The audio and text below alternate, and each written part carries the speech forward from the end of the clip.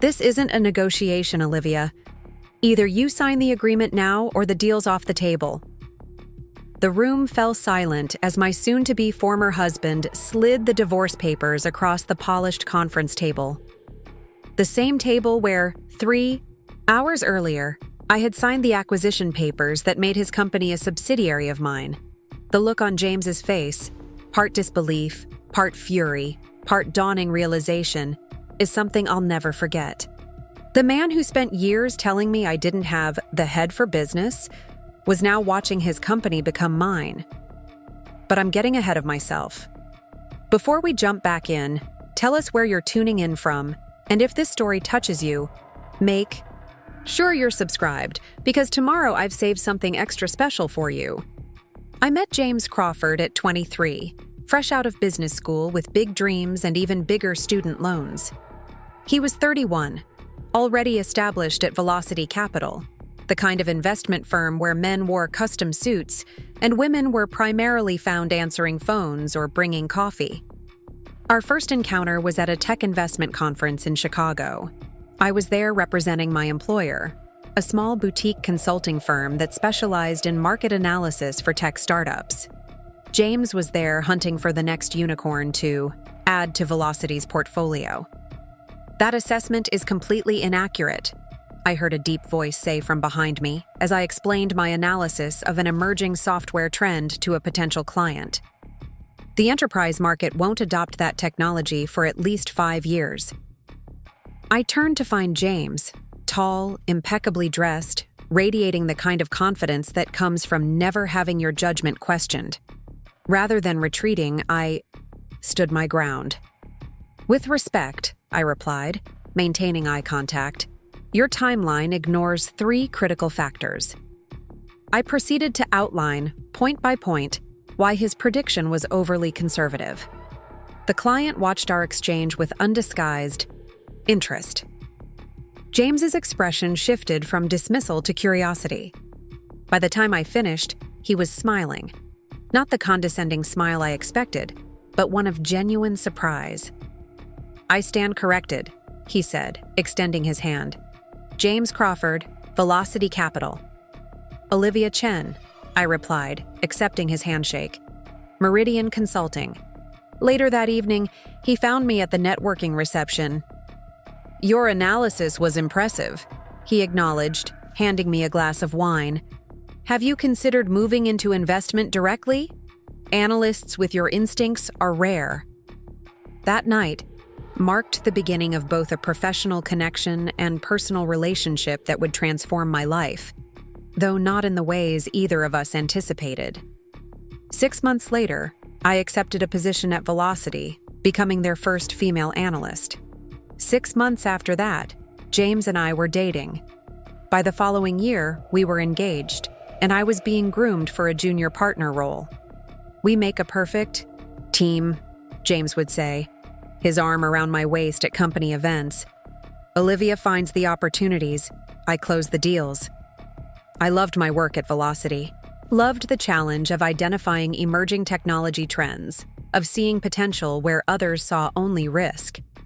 James respected my professional insights, at least initially, and championed my advancement within the firm.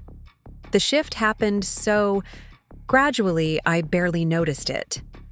First came the subtle interruptions during meetings, James finishing my thoughts or rephrasing my points as if to make them more palatable to our colleagues. Then came the private coaching sessions where he explained how my approach was too academic, too nuanced for the real world of investing. You need to be more decisive, Olivia, he would say. Less hedging, more conviction. That's what separates analysts from partners. I adjusted, adapting my communication style to match his expectations, telling myself this was simply how the game was played at this level. When we married a year later, I was still on the partner track, still believing that James and I were equals in our professional journey, even as the power dynamic between us subtly shifted. 3 years into our marriage, everything changed. Velocity was considering a significant investment in quantum leap technologies, a promising artificial intelligence startup. The partners were divided on the opportunity, half seeing tremendous potential, half concerned about the market readiness for their solution. I spent weeks analyzing Quantum Leap's technology, meeting with their engineers, studying their market position. My conclusion was clear. While brilliant, their approach was fundamentally flawed. Their algorithm relied on data processing capabilities. That wouldn't be commercially viable for years, and their leadership lacked the operational experience to navigate the challenges ahead. "We should pass," I told James the night before the partner vote, spreading my research across our dining room table. "The technology is impressive, but the timing and execution risks are too high." James reviewed my analysis with unusual intensity, asking pointed questions about my methodology and assumptions. Finally, he closed my laptop.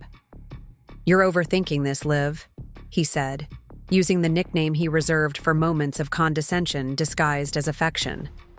"The tech is revolutionary. The market will catch up." "The data doesn't support that conclusion," I insisted. "Their burn rate will exhaust their runway before the market matures." He sighed, that particular sigh that always made my spine stiffen. "This is why you're still an analyst. Business isn't just about data. It's about vision, about seeing possibilities beyond the immediate metrics." "Vision without viability is just fantasy," I countered. "This discussion is pointless," he said, standing abruptly. "I've already recommended we take the position.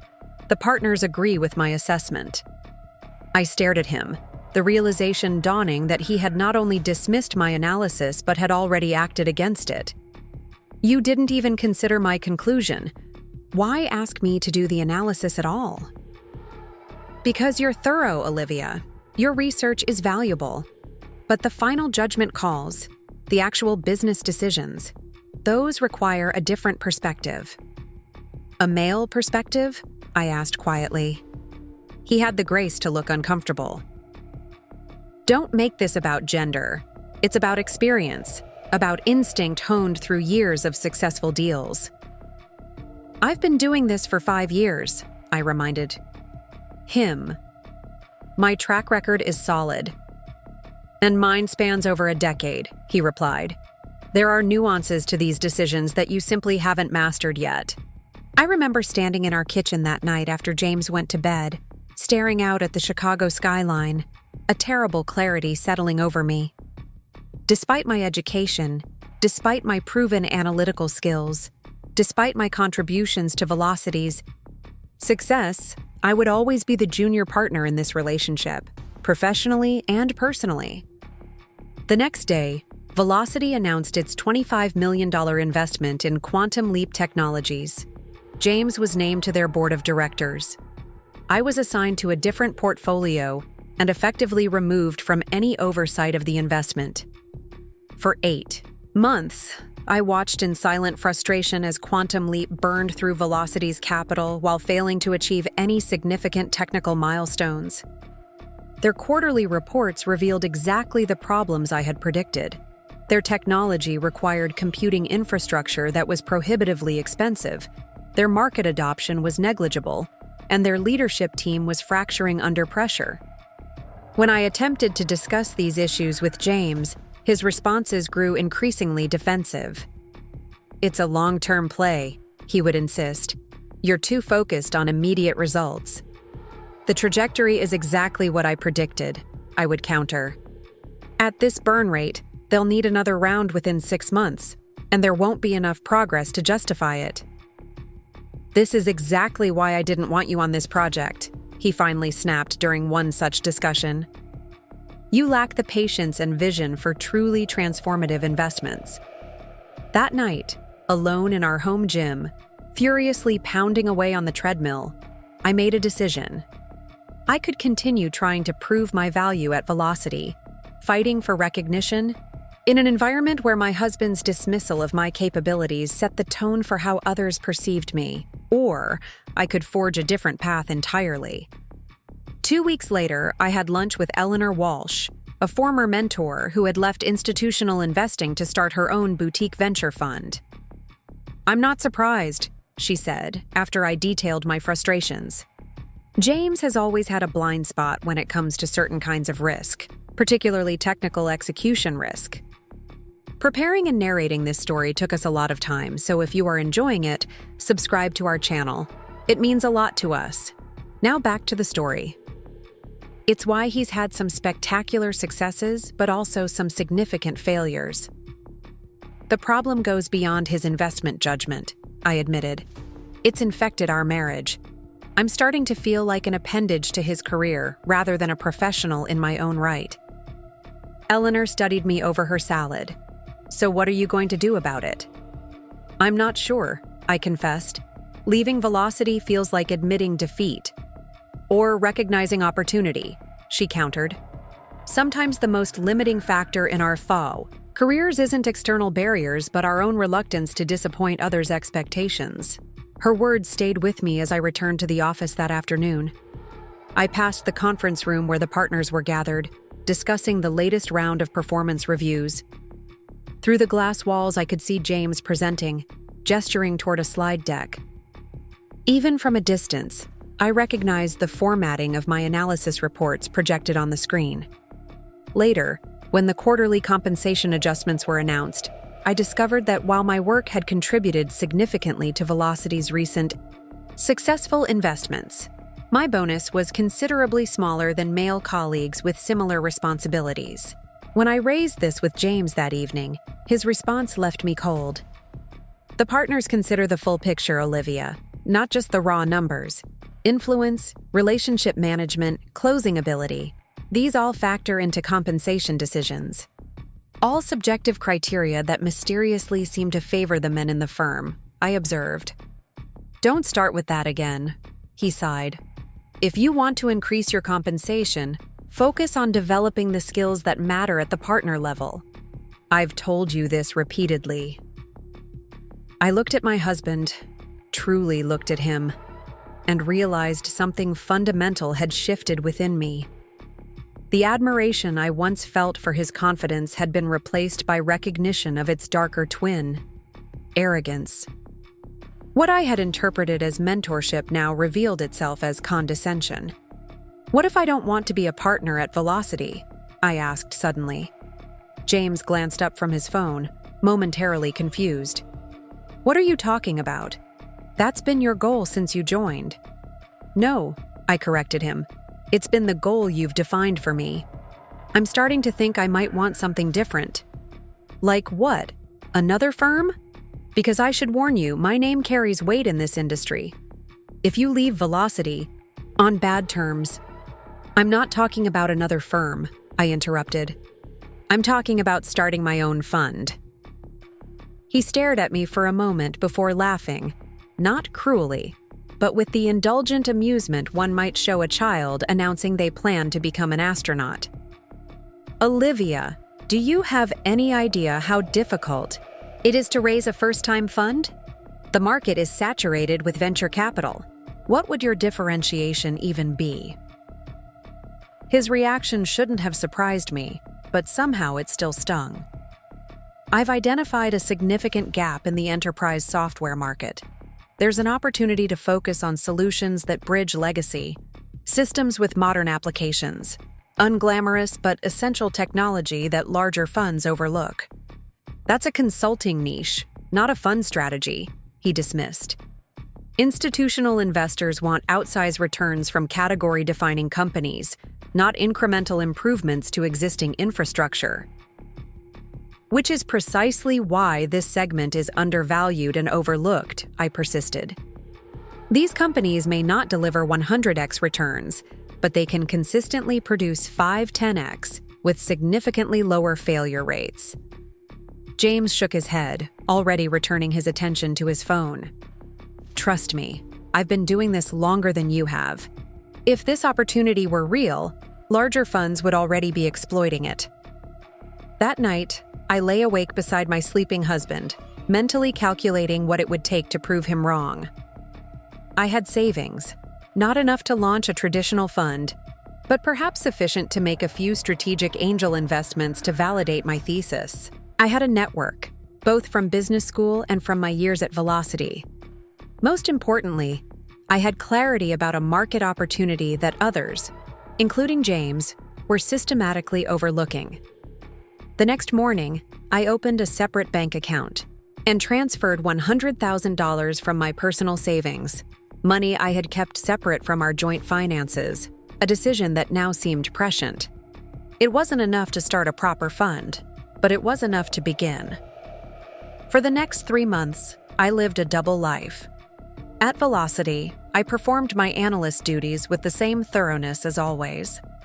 But evenings, weekends, and early mornings were dedicated to my nascent venture, which I named Bridge Capital, a reference to both the technical bridging solutions I would invest in and the personal bridge I was building to my own independent career. I reached out to former classmates who had founded companies or moved into operational roles, asking carefully framed questions about pain points in enterprise software integration.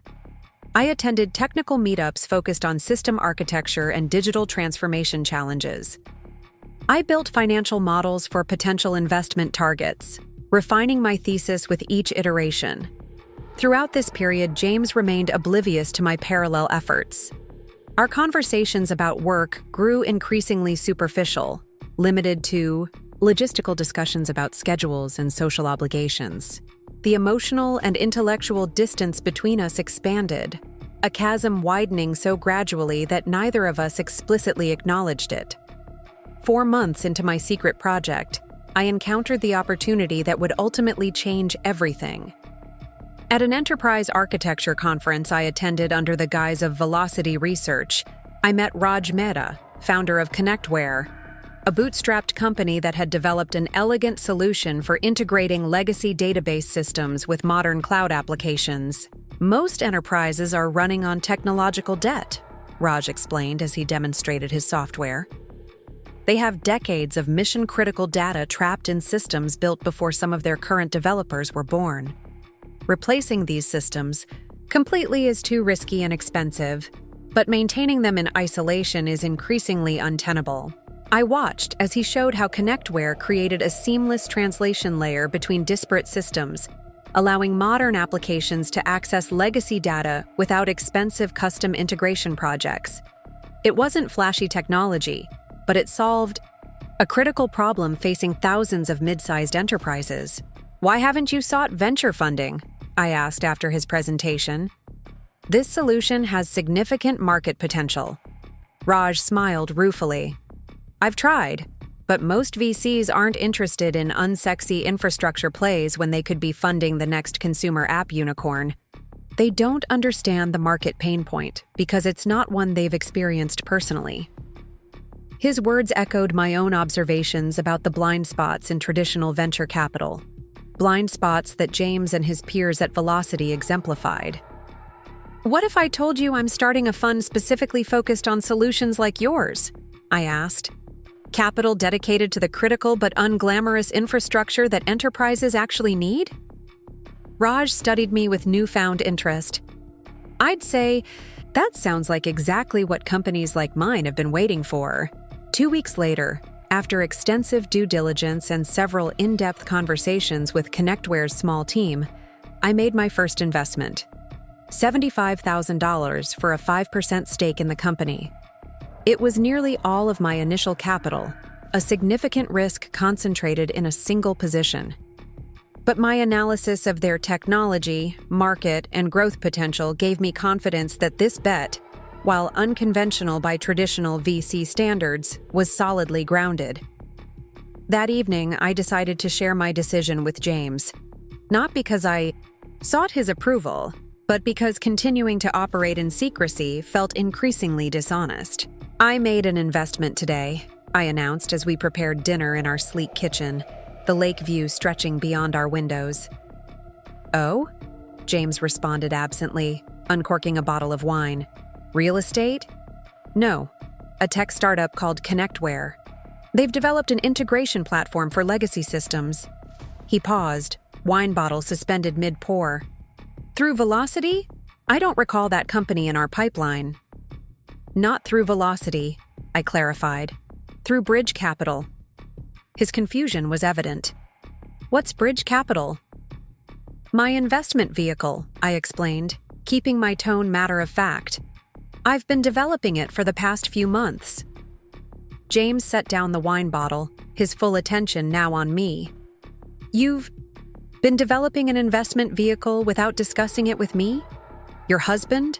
A partner at a major venture firm? Yes, I said simply. With what capital? Our money? My money, I corrected. From my separate savings. His expression cycled through confusion, disbelief, and something approaching anger. Olivia, this is insane. You can't just decide to become a venture capitalist overnight. There are regulations, investor relationships, deal flow considerations, and the obvious conflict of interest with your role at Velocity. I'm well aware of the regulations, I replied calmly. As for the conflict of interest, I've been careful to focus on opportunities that fall outside Velocity's investment thesis. Exactly the kinds of companies you've repeatedly told me aren't worth pursuing. His laugh held no humor. So this is what? Some kind of point you're trying to prove? This is me pursuing investment opportunities I believe in, I said. Opportunities that align with my analysis of market needs rather than what's currently fashionable in venture capital. James ran a hand through his hair, his exasperation evident. Olivia, I understand that you've felt undervalued recently, but this isn't the way to address that. If you're unhappy at Velocity, we can discuss other firms, or even a different role that better showcases your strengths. His condescension ignited something in me, not anger, but a cool, clarifying resolve. I don't want a different role at a different firm. I want to build something that reflects my investment philosophy, not adapt myself to someone else's. With $75,000? He scoffed. That's not a fund, Olivia. That's barely an angel investment. It's a start, I countered. ConnectWare has paying customers, positive cash flow, and a solution that addresses a pervasive enterprise pain point. They don't need millions to prove their model, just enough capital to accelerate their growth. That's exactly the kind of opportunity traditional VCs systematically overlook. James shook his head, his expression shifting from disbelief to something like pity. This is going to end badly. You know that, right? Best case scenario, you get a modest return on a tiny investment.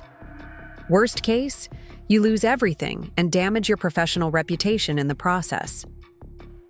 Thank you for your concern, I replied, my voice steady. But I've done my analysis. I believe in this investment and in my broader thesis. Fine, he said after a moment, his tone resigned. It's your money to lose. Just don't expect me to bail you out when this experiment fails. That night marked the beginning of the end of our marriage, though neither of us acknowledged it explicitly. Over the following months, the distance between us expanded from a crack to a chasm. James returned to his routine at Velocity, pointedly avoiding any discussion of my side project. I continued my double life, analyst by day, founder of Bridge, capital by night and weekend. 6 months after my investment, ConnectWare landed its first enterprise client, a mid-sized insurance company desperately seeking a solution to integrate its 1990s-era claims database with modern cloud-based applications. The contract was worth $450,000 annually, transforming ConnectWare's financial trajectory overnight. More clients followed. By the 1-year mark, ConnectWare had gone from 4 employees to 15, from barely breaking even to generating substantial profits. My 5% stake, initially valued at $75,000, was now conservatively worth over $500,000. I reinvested these paper gains into 2 more companies that fit my thesis: a security middleware provider for legacy systems and a data extraction tool for mainframe applications. Both investments followed the same pattern: overlooked solutions to critical enterprise problems, built by founders who had struggled to attract traditional venture capital despite having paying customers and proven technology. Meanwhile, at Velocity, Tensions increased. Quantum Leap Technologies, James's passion project, was imploding. Their much-hyped AI solution had failed to achieve commercial viability. Their burn rate had accelerated, and a desperately needed Series C round was falling apart as potential investors backed away from their increasingly precarious financials. James never directly acknowledged that my analysis had been correct, but his defensiveness whenever Quantum Leap was mentioned spoke volumes. The partners at Velocity were growing concerned, particularly as the investment represented a significant portion of their most recent fund. 18 months after my initial investment in Connectware, I made a decision that would alter the course of both our professional and personal lives. Connectware was preparing for a proper Series A round, and I wanted Bridge Capital to lead it, not just participate as a minor investor, but set the terms and take a board seat. To do this, I would need substantial capital, far more than I could personally commit. I would need to raise a proper fund, which meant leaving Velocity. There was no way to continue this dual existence, particularly as Bridge Capital's profile rose in enterprise software circles. I prepared meticulously for this conversation with James, assembling a comprehensive presentation on Connectware's growth, my other investments' performance, and my plans for Bridge Capital's formal fund structure. Not because I needed his approval, but because I wanted him to understand that this wasn't an impulsive decision or emotional reaction. It was a strategic career move based on proven results. "I'm leaving Velocity," I told him one evening, after we had both returned home from work. "I'm raising a $10 million fund for Bridge Capital, focused exclusively on enterprise integration solutions." James stared at me, obviously struggling to process this declaration. "You can't be serious." "I've never been more serious," I replied, opening my laptop to show him the presentation I had prepared.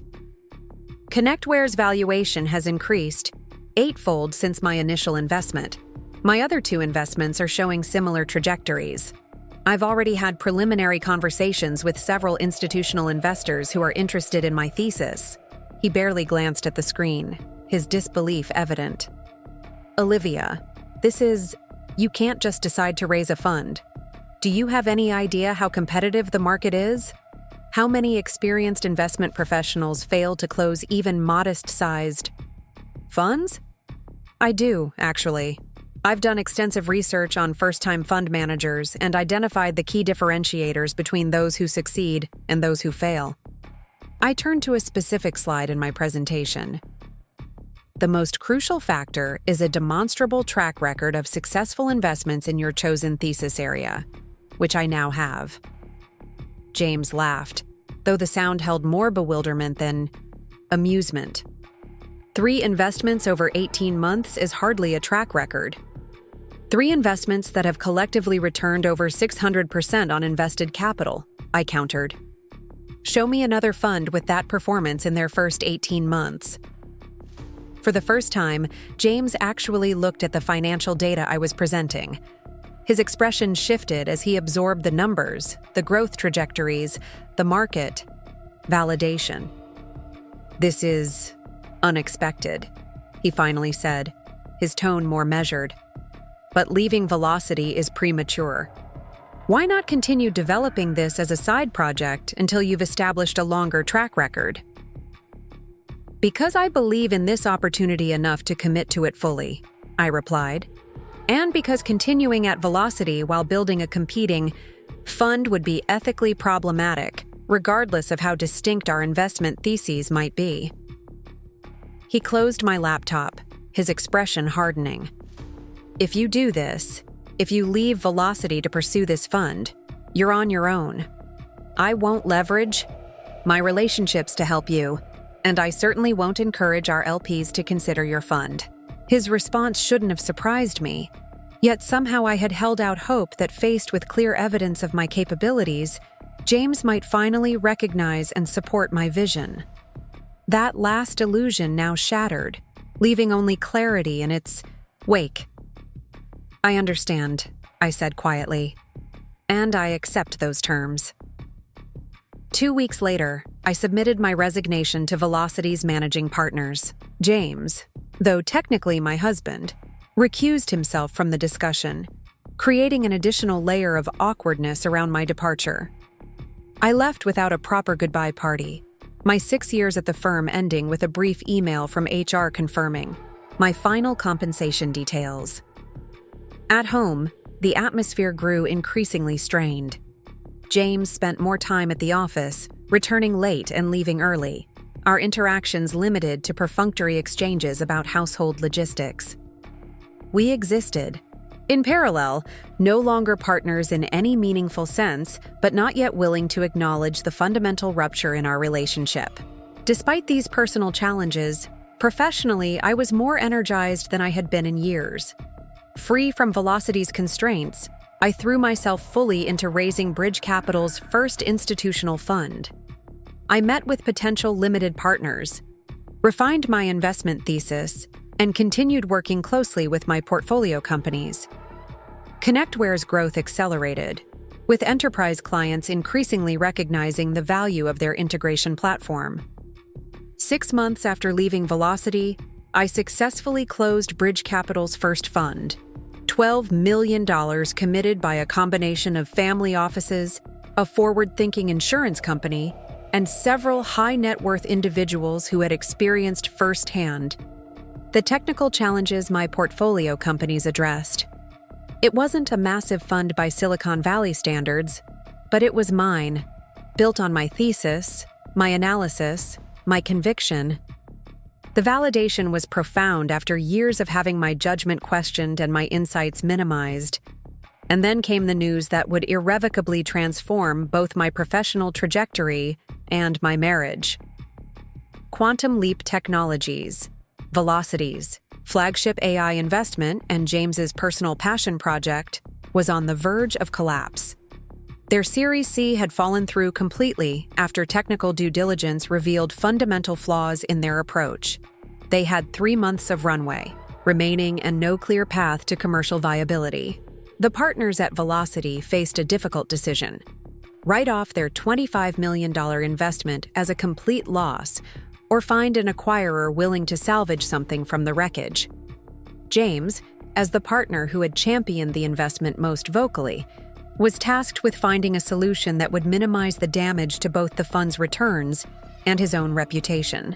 I learned about the situation not from James, we were barely speaking by this point, but from Raj, ConnectWare's founder, who had been approached by a desperate Quantum Leap executive exploring potential acquisition discussions. Their core AI application is fundamentally flawed, Raj explained during our weekly update call. But their data processing architecture has interesting elements that could accelerate our own roadmap for handling complex legacy data transformations.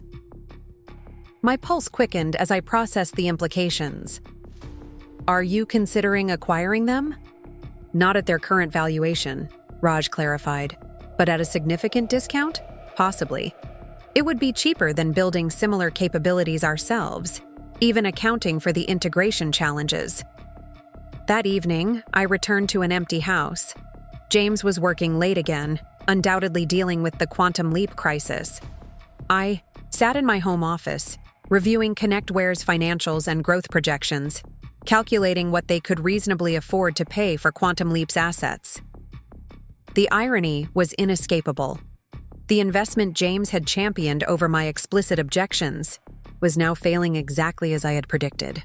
And ConnectWare, the unsexy enterprise solution he had dismissed as unworthy of serious venture capital, was now in a position to potentially acquire the remains of his prized AI unicorn.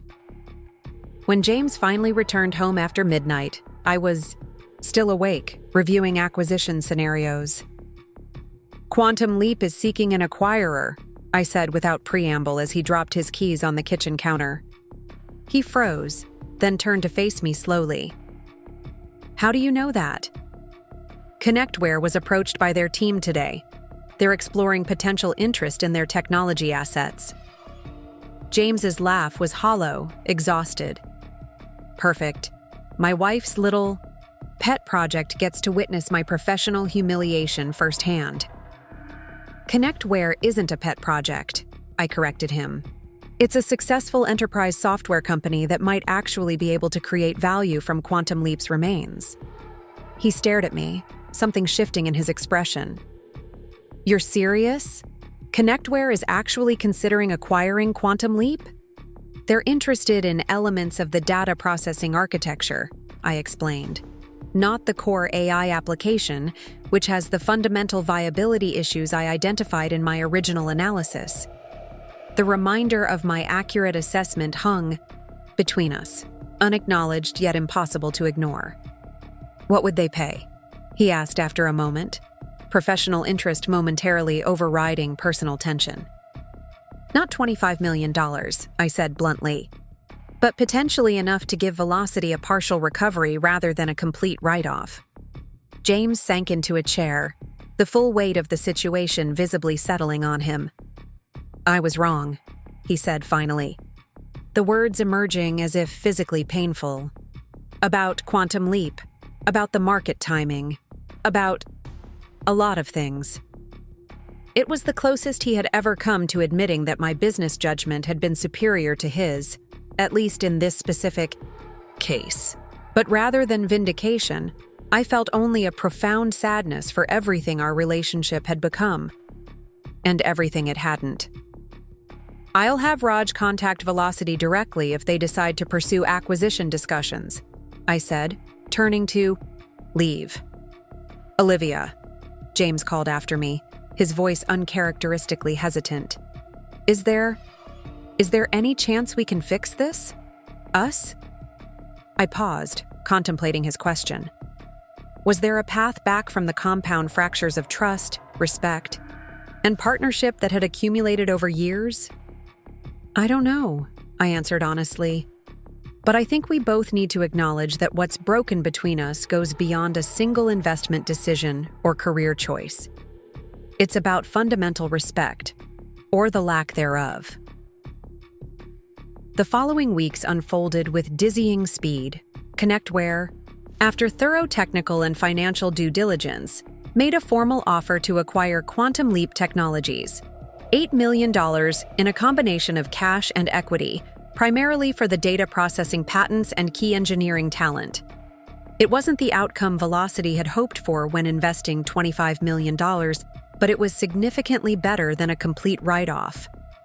More importantly for James, it provided a face-saving narrative, a strategic acquisition rather than a catastrophic failure. Professionally, I maintained appropriate distance from the negotiations, given my personal connection to both sides. But I couldn't deny the symmetry of the situation. My first portfolio company acquiring the investment that James had championed over my explicit objections. The acquisition closed 3 months later. The day the final papers were signed, I came home to find James sitting in our living room, a folder of documents on the coffee table between us. This isn't a negotiation, Olivia, he said quietly, sliding the papers toward me. Either you sign the agreement now, or the deal's off the table. For a moment, I thought he was referring to the Connectware acquisition, that some last-minute complication had arisen. Then I realized what I was looking at: divorce papers, already bearing his signature. I think we both know this marriage is over, he continued. Has been for some time. The Quantum Leap acquisition just provides a clean narrative break for our social and professional circles. I stared at him, struck by his cynical framing of our separation as a timing strategy around a business transaction. Yet, I couldn't disagree with his fundamental assessment. Our marriage had evolved from partnership to competition to something resembling armed neutrality. Why not continue developing this as a side project until you've established a longer track record? Because I believe in this opportunity enough to commit to it fully, I replied. And because continuing at Velocity while building a competing fund would be ethically problematic, regardless of how distinct our investment theses might be. He closed my laptop, his expression hardening. If you do this, if you leave Velocity to pursue this fund, you're on your own. I won't leverage my relationships to help you, and I certainly won't encourage our LPs to consider your fund. His response shouldn't have surprised me. Yet somehow I had held out hope that faced with clear evidence of my capabilities, James might finally recognize and support my vision. That last illusion now shattered, leaving only clarity in its wake. "I understand," I said quietly, "and I accept those terms." 2 weeks later, I submitted my resignation to Velocity's managing partners. James, though technically my husband, recused himself from the discussion, creating an additional layer of awkwardness around my departure. I left without a proper goodbye party, my 6 years at the firm ending with a brief email from HR confirming my final compensation details. At home, the atmosphere grew increasingly strained. James spent more time at the office, returning late and leaving early. Our interactions limited to perfunctory exchanges about household logistics. We existed, in parallel, no longer partners in any meaningful sense, but not yet willing to acknowledge the fundamental rupture in our relationship. Despite these personal challenges, professionally, I was more energized than I had been in years. Free from Velocity's constraints, I threw myself fully into raising Bridge Capital's first institutional fund. I met with potential limited partners, refined my investment thesis, and continued working closely with my portfolio companies. ConnectWare's growth accelerated, with enterprise clients increasingly recognizing the value of their integration platform. 6 months after leaving Velocity, I successfully closed Bridge Capital's first fund. $12 million committed by a combination of family offices, a forward-thinking insurance company, and several high-net-worth individuals who had experienced firsthand the technical challenges my portfolio companies addressed.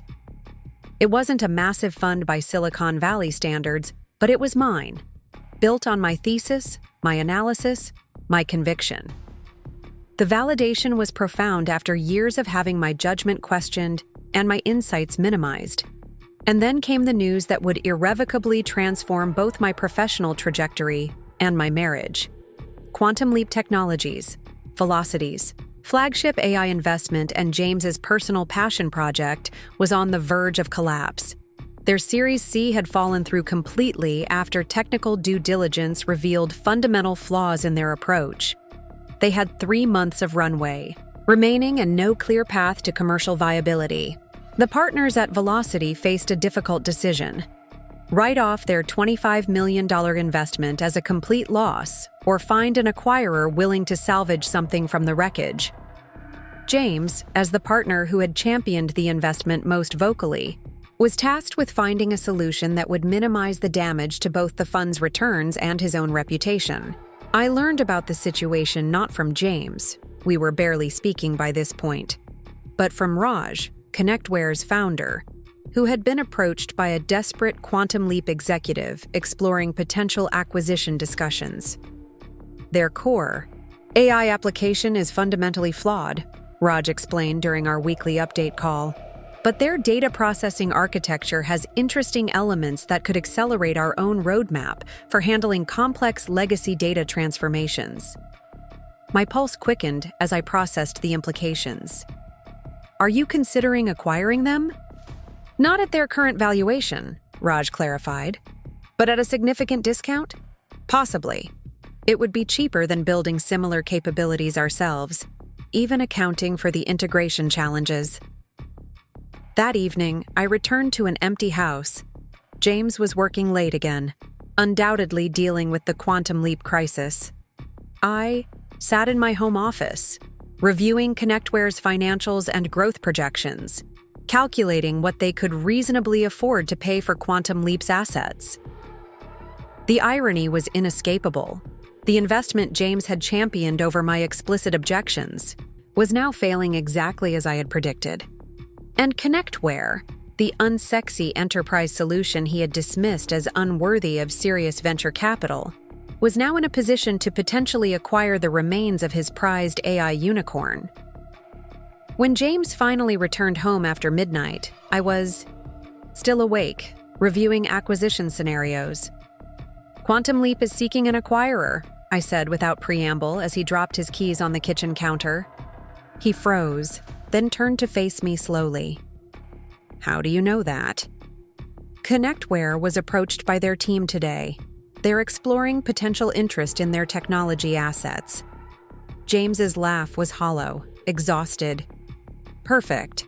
My wife's little pet project gets to witness my professional humiliation firsthand. Connectware isn't a pet project, I corrected him. It's a successful enterprise software company that might actually be able to create value from Quantum Leap's remains. He stared at me, something shifting in his expression. You're serious? Connectware is actually considering acquiring Quantum Leap?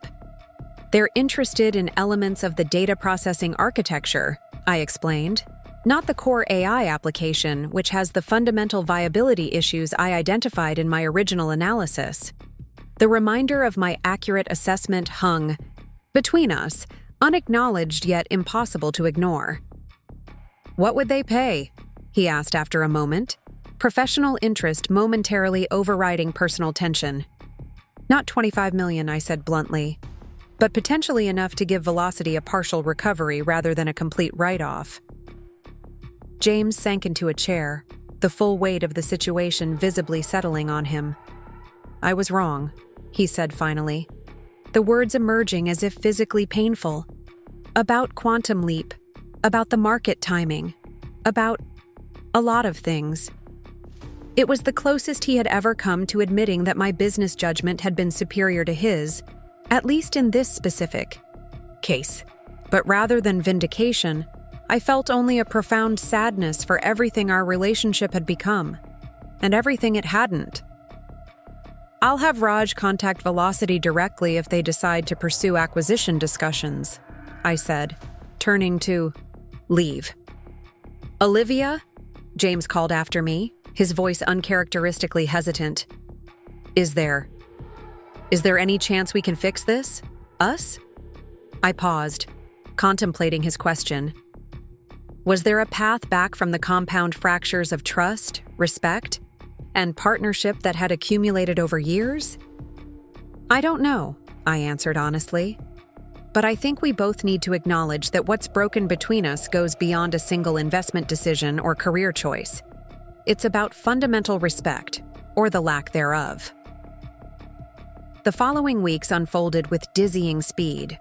Connectware, after thorough technical and financial due diligence, made a formal offer to acquire Quantum Leap Technologies, $8 million in a combination of cash and equity, primarily for the data processing patents and key engineering talent. It wasn't the outcome Velocity had hoped for when investing $25 million, but it was significantly better than a complete write-off. More importantly for James, it provided a face-saving narrative, a strategic acquisition rather than a catastrophic failure. Professionally, I maintained appropriate distance from the negotiations, given my personal connection to both sides. But I couldn't deny the symmetry of the situation. My first portfolio company acquiring the investment that James had championed over my explicit objections. The acquisition closed 3 months later. The day the final papers were signed, I came home to find James sitting in our living room, a folder of documents on the coffee table between us. This isn't a negotiation, Olivia, he said quietly, sliding the papers toward me. Either you sign the agreement now or the deal's off the table.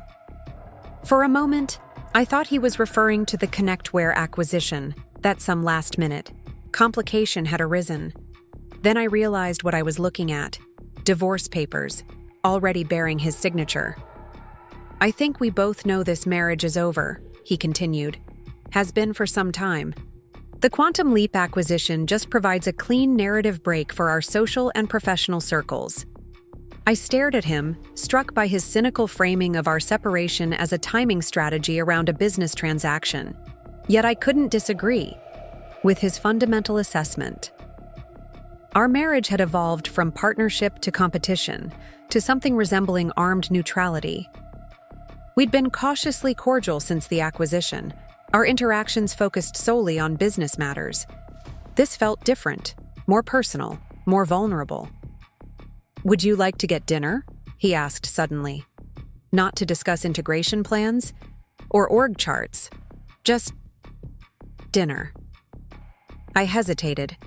We hadn't shared a meal alone since before the acquisition. I'd like that. We found a small Italian restaurant a few blocks from the office, tucked away from the main thoroughfare where we were unlikely to encounter employees from either company. Over pasta and wine, our conversation gradually shifted from safe topics, books we'd read, shows we'd watched separately during our months apart, to more complicated terrain. "When did you first know?" Mark asked, twirling pasta around his fork. That Nova would work, I mean. I considered the question. The moment Liam solved the scaling issue for our beta. We'd been stuck for weeks, and he came in one morning with this elegant solution that made everything click. I looked at what we'd built and thought, this is valuable. This will help people. I never had that moment with Pinnacle, he admitted. We were always chasing the next contract, the next quarter. I don't think I ever stepped back to ask if what we were building was genuinely good. Is that why you fought so hard when I started Nova? Because you were afraid I'd build something better? His laugh was self-deprecating. Partly, but mostly, I think I was afraid of what it said about me if you succeeded. What kind of husband dismisses his wife's ideas only to have her prove him spectacularly wrong? A human one, I offered gently. Mark reached across the table, his fingers brushing mine tentatively. I was wrong, Sarah. Not just about your business acumen, but about us. I treated you like an accessory to my career instead of a partner. The apology warmed something in me that had been cold for a long time. And I let you, I acknowledged. For years, I suppressed my ambitions to avoid rocking the boat. We both made mistakes. His fingers wrapped around mine. Is it too late to fix them? The question lingered between us as we finished dinner and walked back to where our cars were parked. Outside the restaurant, under the soft glow of streetlights, Mark paused. I'm not asking for an answer tonight, he said. I know we have a long way to go, but I want you to know I'm willing to do the work if you are. For the first time in months, I leaned forward and kissed him. Briefly, a question more than an answer. Let's see, I whispered. The next 6 months were a delicate dance of professional integration and personal reconciliation. At work, we gradually merged the best aspects of both companies, Nova's innovative architecture and Pinnacle's enterprise expertise. At home, we began the slower process of rebuilding trust and redefining our relationship. We started with weekly dinner dates where business talk was prohibited, then weekend trips to places we'd always wanted to visit but had never made time for during our marriage. Slowly, the rigid roles we'd established, Mark the dismissive husband, me the supportive wife, dissolved, replaced by something more equal, more honest. 9 months after the acquisition, the newly merged company, which we had rebranded as Horizon Access to symbolize our combined vision, reached a significant milestone, $50 million in annual recurring revenue, with a client base that spanned from small businesses to Fortune 500 corporations. To celebrate, we held a company-wide gathering at a waterfront venue overlooking Boston Harbor. As the evening progressed, Mark pulled me aside to a quiet balcony. Do you remember what you said to me the night you decided to start Nova? He asked, his arm around my waist as we looked out at the water. That we'd see who was right, I recalled. He smiled. I never imagined both of us would be the answer. I leaned against him, reflecting on the journey. It wasn't about being right. It was about being heard. I'm listening now, he said softly. To you, to our team, to the market. It's amazing what you hear when you stop talking. Inside our merged team, once rivals, now collaborators, celebrated their shared success. Through the glass doors, I could see Liam deep in conversation with Pinnacle's former CTO, likely debating some technical point with the passionate engagement of people who respected each other despite their differences. We built something remarkable, I mused. And I don't just mean the company. Mark turned to face me, taking both my hands in his. Sarah, there's something I've been wanting to ask you. We're already married, I teased, detecting his sudden nervousness. Yes, but we're not the same people who married each other 10 years ago. He took a deep breath. So I'm asking the woman you are now, the brilliant founder and CEO. Would you marry the man I've become?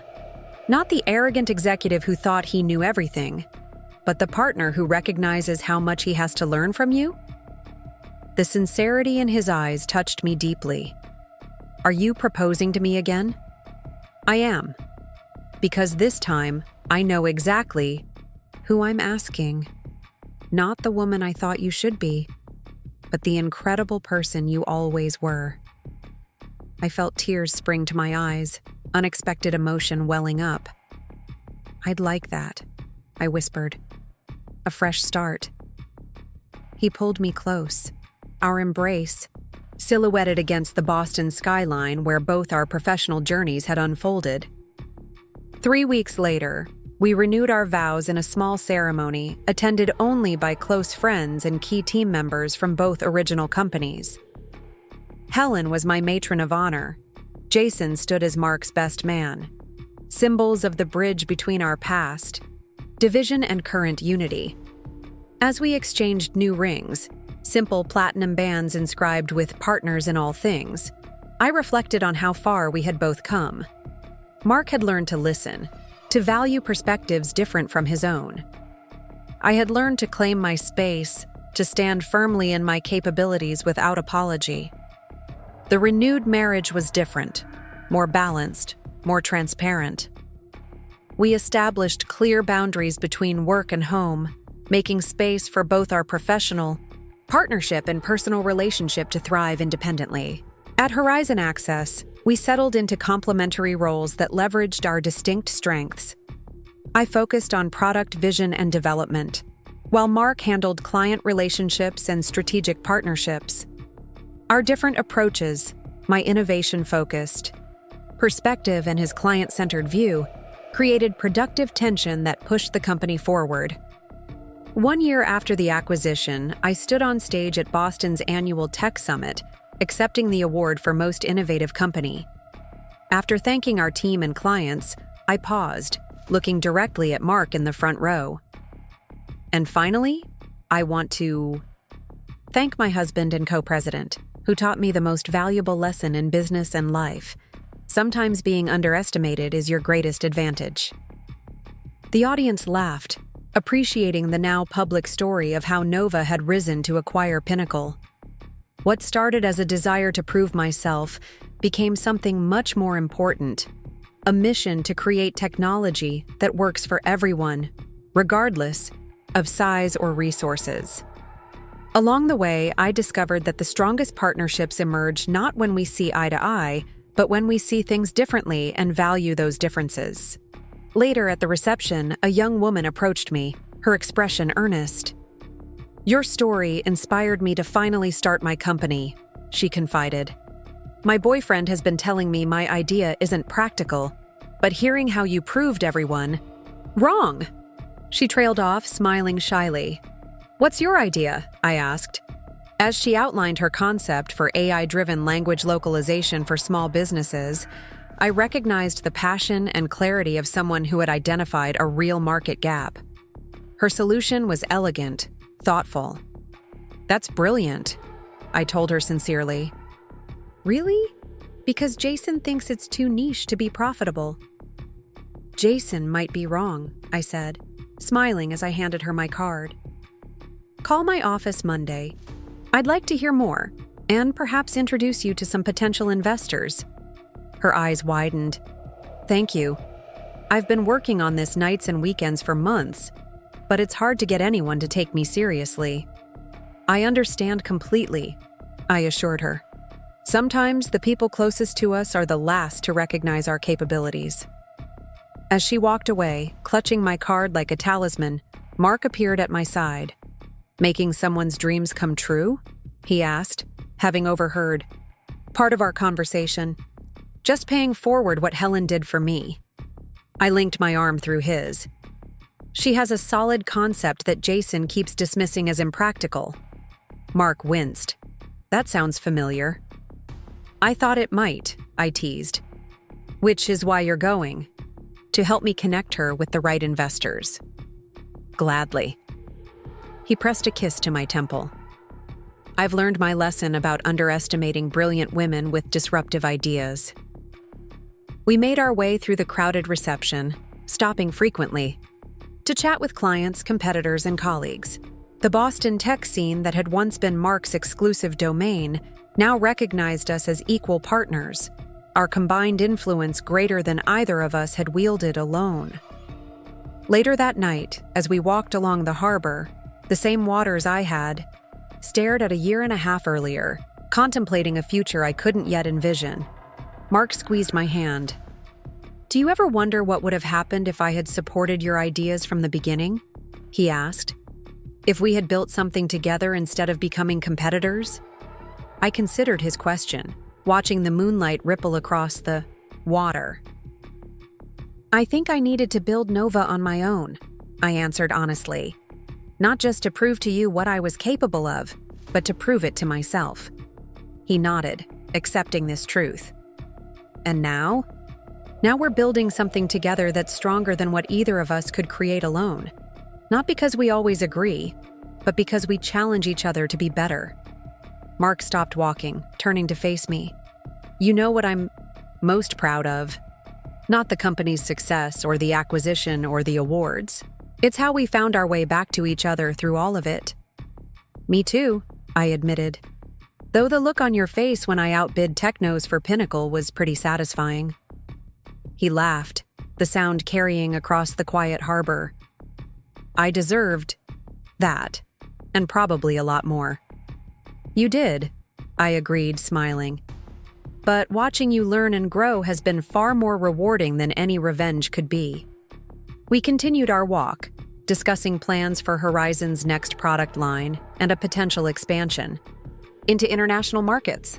Our conversation flowed seamlessly between business strategy and personal matters. The vacation we were planning, the renovation of our home office to accommodate our new habit of occasionally working side by side. The line between our professional and personal relationships had blurred, not in the unhealthy way of before, where Mark's career had dominated our marriage, but in a new balance where both spheres enriched each other. 2 years to the day after I had stormed out of our dinner party, determined to prove my husband wrong about my capabilities, we sat in our renovated home office, reviewing the final numbers for Horizon Access's most successful quarter yet. We've surpassed even the most optimistic projections, Mark noted, scrolling through the financial report. The enterprise division is up 30%, and the small business platform is growing even faster. And employee satisfaction is at an all-time high, I added, pointing to the internal survey results. The culture integration has finally taken hold. Mark closed his laptop, leaning back in his chair. Do you realize what today is? I nodded, smiling. 2 years since you told me I wouldn't understand business. The most expensive mistake of my life, he joked, and the best thing that ever happened to both of us. I moved to perch on the edge of his desk. You know what I was thinking about this morning? That dinner party. How desperate I was for you to take my ideas seriously. And now your ideas are driving a $100 million company. He shook his head, still amazed. I was so blind. We both were in different ways. I let your opinion define my self-worth for too long. He took my hand, his expression growing serious. Promise me something? What? That you'll never again hide your light because someone else, even me, can't see it. The request touched me deeply. I promise. And you promise me something in return? Anything. Remember that the most valuable insights often come from unexpected sources. He stood, pulling me into an embrace. I'm living proof of that. My most important business lesson came from the woman I foolishly told would never understand business. That night, we hosted a dinner party, a deliberate echo of the gathering that had changed everything 2 years earlier. But instead of Mark's board members, we invited Helen, Jason, Liam, and other key people who had supported Nova's journey and the subsequent merger. As we raised our glasses for a toast, I caught Helen's eye across the table. Her knowing smile held pride and vindication. She had believed in me when few others did, had seen potential where even I sometimes doubted. To understanding business, I offered, my glass raised high. And to underestimating the right people, Mark added, his eyes meeting mine with love and respect. The room filled with laughter and the rich sound of success shared among friends. As I looked around at the faces of those who had been part of our journey, from Helen, who had mentored me, to Liam, who had helped build the technology, to Jason, who had funded our vision, I felt a profound sense of gratitude. The path hadn't been easy or straightforward. It had required courage to walk away from the security of my marriage as it was, to risk failure in a competitive industry, to later risk my company on an acquisition that many questioned. But each step, however, uncertain, had led me here, to a place of genuine partnership both professionally and personally. Later that evening, after our guests had departed, Mark and I stood in our kitchen, washing dishes side by side, a simple domestic task we now approached as equals. "I was thinking," he said, rinsing a wine glass, "about expanding horizons, accessible software grants for female founders." "That's a great idea," I agreed. "Why?" "Because of that woman you met at the tech summit last month. I read her business plan. It's brilliant. And I keep thinking about how many other women have ideas that could transform industries, if only someone would take them seriously." I smiled, warmth spreading through me at this evidence of how deeply he had changed. "Look at you, championing women in tech." "I had a powerful teacher," he replied, his expression sincere, "and a daily reminder of what happens when brilliant women refuse to be silenced." As we finished the dishes and turned off the kitchen lights, I reflected on the complete circle our story had traveled. What had begun as a husband telling his wife she wouldn't understand business had transformed into two equal partners, building a company based on mutual respect and complementary strengths. Not every underestimated woman would acquire her husband's company, of course. But my journey had shown me something powerful, that sometimes the very people who dismiss your capabilities are the ones who will eventually be most transformed by your success. The next morning, I woke early and slipped out of bed, leaving Mark sleeping peacefully. In my office, I opened my laptop and began writing, not a business plan or strategic document, but a personal narrative titled simply, "Understanding Business. What happens when women refuse to be underestimated?" It was time to share my story with a wider audience, to offer hope to others facing the same dismissal I had encountered. Because while acquiring my husband's company had been satisfying, the real victory wasn't in the business achievement itself, but in the transformation it had sparked. In me, in Mark, and in our vision of what was possible when we truly valued each other's perspectives. As the sun rose over Boston, casting golden light across the city where my professional journey had unfolded, I wrote the final lines of my introduction. This isn't just a story about business success. It's about what happens when women trust their own judgment, even when those closest to them don't. It's about the power of proving people wrong, not through argument, but through achievement. And most importantly, it's about how sometimes the greatest partnerships emerge only after we've had the courage to stand alone. I closed the document, saving it for later refinement. From the bedroom, I heard Mark stirring, calling my name softly. Life was calling me back. Our shared life, built on a foundation stronger than either of us could have created alone. A Tiwai woman who had once been told she wouldn't understand business now stood at the helm of a thriving company, alongside the very man who had underestimated her. It wasn't the ending I had imagined when I stormed out of that dinner party 2 years Ego, determined to prove my worth. It was better. We found a small Italian restaurant a few blocks from the office, tucked away from the main thoroughfare where we were unlikely to encounter employees from either company. Over pasta and wine, our conversation gradually shifted from safe topics. Books we'd read, shows we'd watched separately during our months apart, to more complicated terrain. "When did you first know?" Mark asked, twirling pasta around his fork. "That Nova would work, I mean." I considered the question. The moment Liam solved the scaling issue for our beta. We'd been stuck for weeks, and he came in one morning with this elegant solution that made everything click. I looked at what we'd built and thought, this is valuable. This will help people.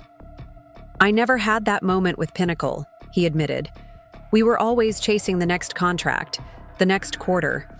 I don't think I ever stepped back to ask if what we were building was genuinely good. Is that why you fought so hard when I started Nova? Because you were afraid I'd build something better?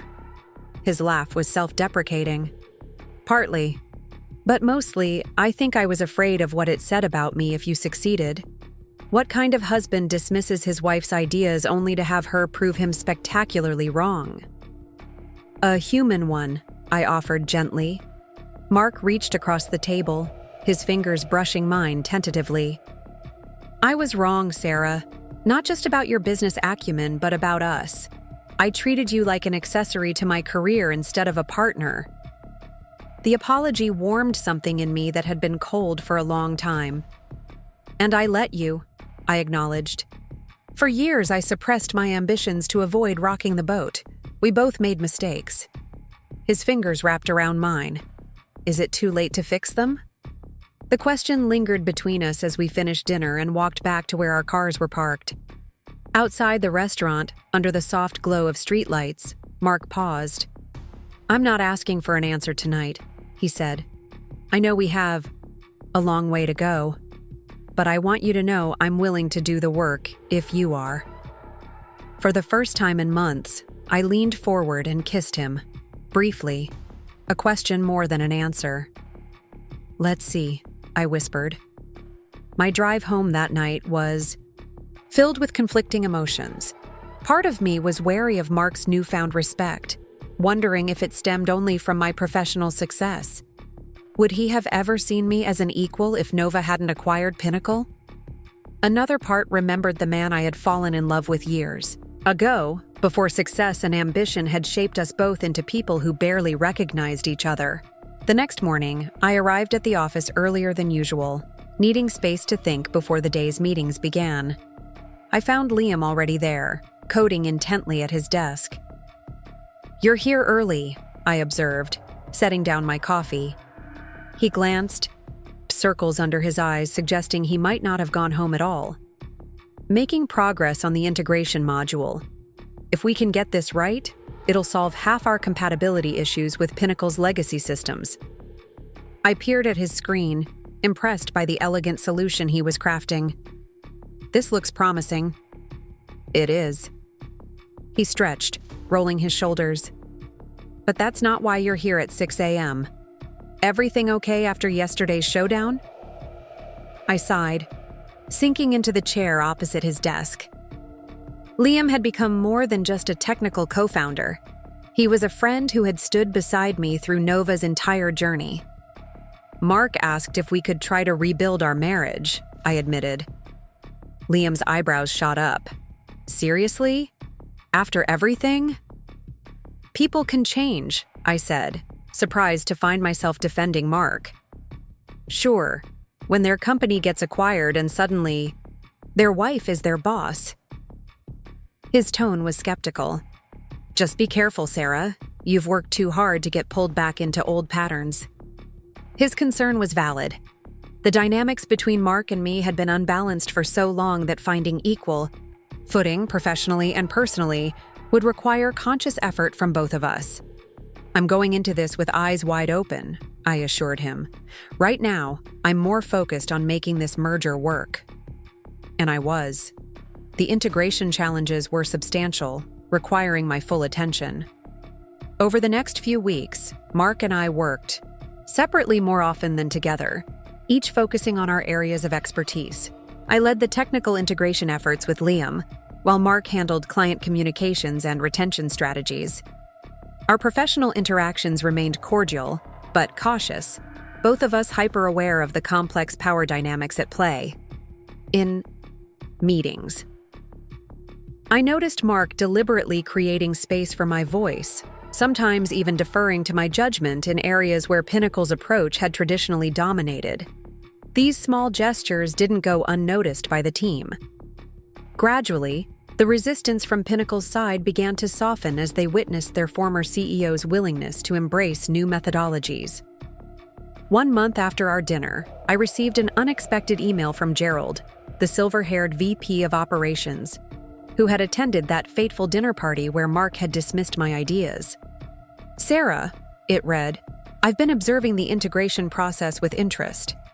When Mark first mentioned the acquisition, many of us were skeptical about working under someone we perceived as an outsider. I want to apologize for that skepticism. Your approach to merging our companies has been thoughtful and respectful. I should have paid more attention when you spoke about accessibility solutions at dinner last year.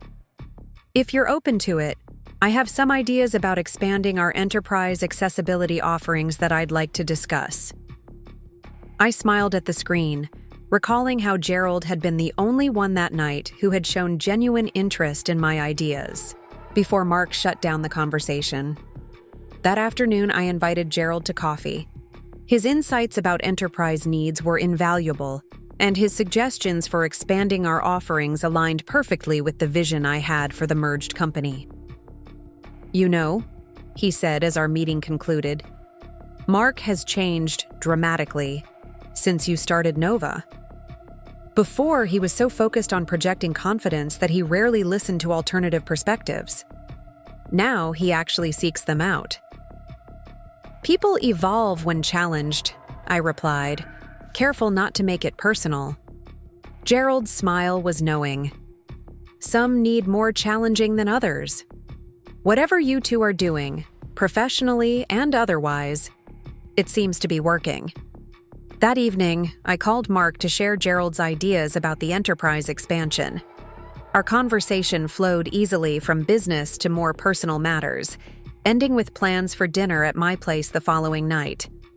When he arrived carrying a bottle of wine and a folder of client feedback, I noticed immediately that something was different. He seemed lighter somehow, less burdened by the need to prove himself. I thought we could review these responses. "Over dinner," he suggested, setting the folder on the counter. "But first, I wanted to show you something." From his jacket pocket, he produced a small, worn notebook. I recognized it immediately. My original idea journal from years ago, where I had sketched early concepts for accessibility solutions. "You kept this?" I asked, taking it carefully. "I found it when I was clearing out my home office," he explained. "I started reading it last night, and Sarah, these ideas were brilliant. Some of them predict exactly where the market is now." Heading. I flipped through the pages, seeing my younger self's handwriting and sketches. I forgot how much thought I'd put into this, even back then. "I didn't forget," Mark said quietly. "I remembered. I just didn't listen." That moment of vulnerability shifted something between us. As we shared dinner and reviewed client feedback, our conversation flowed without the careful boundaries we'd maintained since the acquisition. For the first time in years, we were truly collaborating, building on each other's ideas rather than competing or dismissing them. When Mark left that night, the goodbye was different, warmer, more hopeful. He kissed me briefly, the gesture tentative but genuine. "Thank you," he said softly. "For what?" "For not giving up on your ideas, on the company, maybe even on us." The weeks that followed brought steady progress on both fronts. Professionally, the integration accelerated as more teams found ways to blend Nova's innovative approach with Pinnacle's enterprise expertise. Personally, Mark and I established a new rhythm: dinner twice a week, occasional weekend outings, slowly rebuilding a relationship that was fundamentally different from our previous dynamic. 3 months after the acquisition, we held our first all-company meeting as a fully integrated team. The culture shift was palpable, where once there had been Nova people and Pinnacle people, now there was a cohesive group working toward shared goals. Standing on stage beside Mark, preparing to address the team, I felt a moment of clarity. We had done what many thought impossible, not just merged two competing companies, but transformed our relationship in the process. Before we begin, Mark said, taking the microphone, I want to acknowledge something important. Many of you know the unusual circumstances that brought our companies together. What you might not know is how much I've learned from Sarah throughout this process. The room quieted, everyone aware of the personal dimension to our professional partnership. When Sarah first told me about her ideas for accessibility software, I dismissed them. I told her she wouldn't understand business. He paused, a rueful smile crossing his face. As it turns out, I was the one who didn't understand. I didn't understand that innovation often comes from seeing problems differently. I didn't understand that sometimes the most valuable perspective is the one you haven't considered. His candor surprised me. We hadn't discussed this public acknowledgement. What we've built together over these past months is stronger than what either company could have created alone, he continued. And that's the philosophy that will guide us moving forward, not assuming we have all the answers, but being open to finding them in unexpected places. As Mark handed me the microphone, his eyes met mine with unmistakable respect.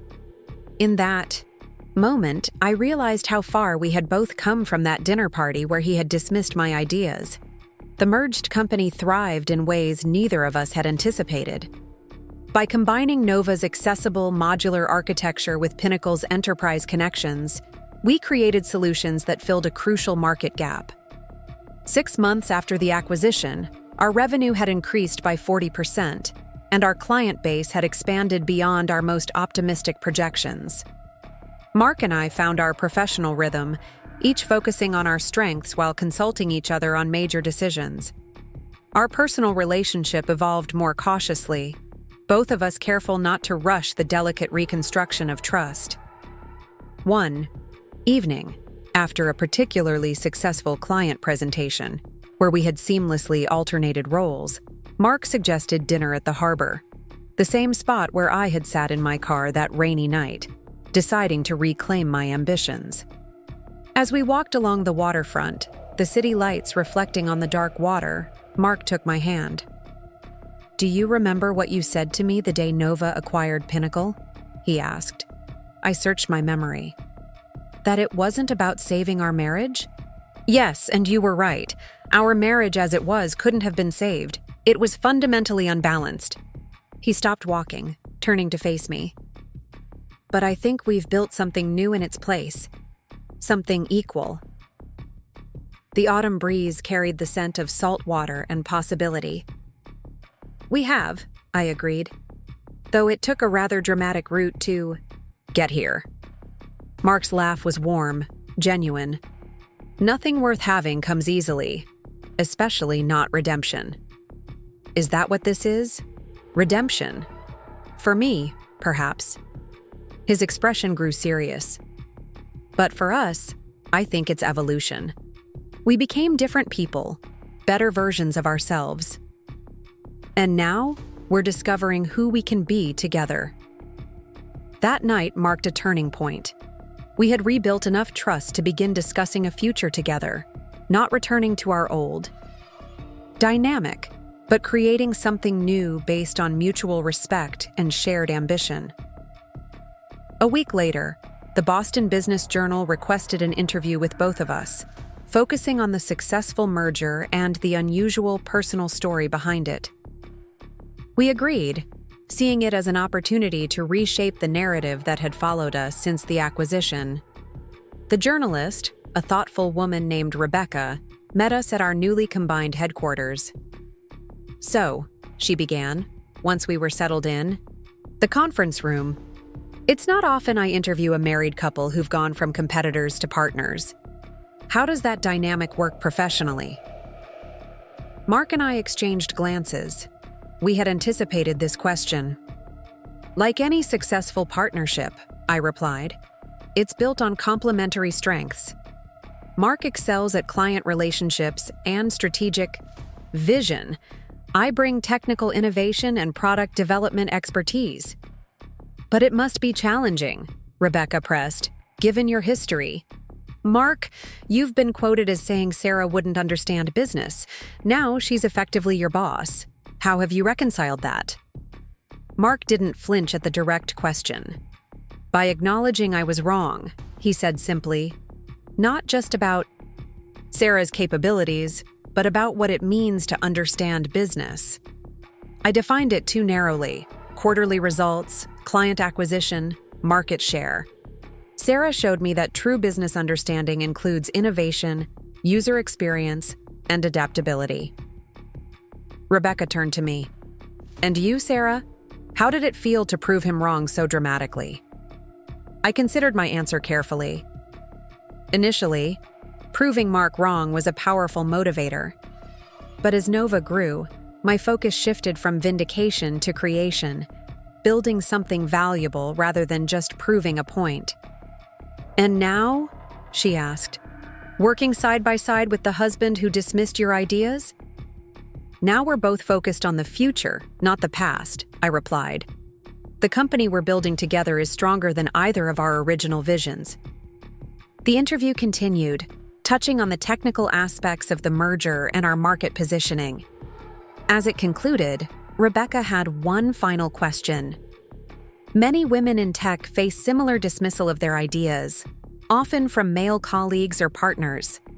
What would you say to them? I felt the weight of the question, knowing my answer mattered beyond our personal story. Trust your expertise, I said after a moment.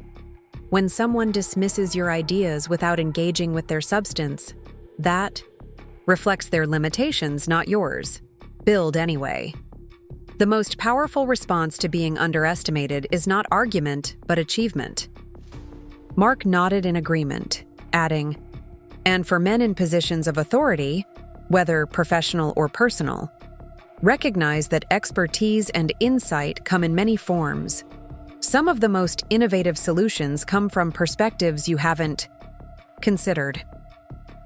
When the article was published the following week, the headline read, From You Wouldn't Understand to Equal Partners, How Novatech's Sarah Williams Transformed an Industry and a Marriage. The piece generated significant attention, particularly from women in technology who reached out to share similar experiences of being underestimated by colleagues, partners, or investors. In response to this unexpected dialogue, Mark suggested, we establish a mentorship program for women in tech, focusing particularly on founders whose ideas had been dismissed or overlooked. We have a platform now, he explained as we discussed the concept over dinner, and a story that resonates. Let's use it for something meaningful. His enthusiasm for the initiative touched me deeply. This wasn't the same man who had patronizingly explained business to me at dinner parties. This was a partner who recognized the systemic challenges women faced and wanted to address them. We launched the program 6 weeks later, with Helen serving as lead mentor alongside several successful female founders from our network. The response was overwhelming, over 200 applications in the first month alone. One evening, after reviewing applications together, Mark closed his laptop and looked at me thoughtfully. You know what I keep thinking about? He asked. What? How close I came to missing this. All of it. If you hadn't started Nova, if you'd accepted my dismissal of your ideas, not only would I have lost you, but we wouldn't be creating any of this impact. You might have figured it out eventually, I offered charitably. He shook his head. I was too comfortable in my certainty. It took watching you build something extraordinary to shake that foundation. As he spoke, I realized how completely our dynamic had evolved. The resentment I had carried for so long had transformed into something else. Not forgiveness exactly, but acceptance of our shared journey, with all its painful turns and unexpected gifts. "I have a proposal," Mark said suddenly. "Not a business one." My heart quickened unexpectedly. "I'm listening." "We've been existing in this limbo, not separated, not fully together, building a new professional relationship while our personal one remains undefined." He reached for my hand. "Let's make it official. Move back in together. Commit to this new version of us." The request was both simple and profound. Moving back in together would symbolize a complete reconciliation, an investment in our transformed relationship. "Are you sure?" I asked. "It won't be like before. I won't shrink myself to fit your expectations."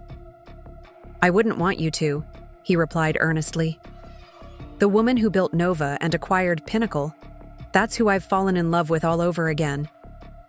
2 weeks later, Mark moved his things back into our house. Different this time, with my home office now equal in size to his, the space reconfigured to reflect our new balance of power. The morning after he moved in, I woke to find him in the kitchen, making coffee and reading industry news on his tablet.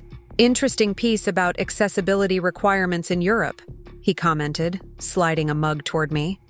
"Their regulatory framework is evolving faster than ours. Could be an opportunity for expansion." The casualness of the moment struck me. How naturally we had fallen into collaboration, personal and professional boundaries blurring in healthy ways.